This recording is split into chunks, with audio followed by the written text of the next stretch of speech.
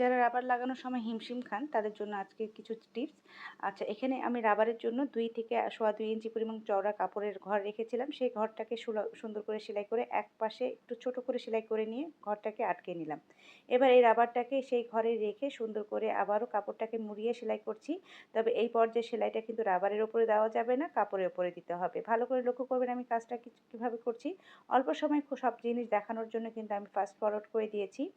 এবার এই যে দেখুন আমি পুরো কোমর জুড়ে লাগিয়ে নেওয়া রাবারটাকে আমি টেনে টেনে বের করছি কতদূর পর্যন্ত, যতটুকু আমার চিহ্ন দিয়ে রাখা ছিল, অর্থাৎ 24 ইঞ্চি পরিমাণ আমি দাগ দিয়ে রেখেছিলাম, সেটাকে আমি সুন্দর করে দাগ দিয়ে টেনে টেনে বের করে নিলাম।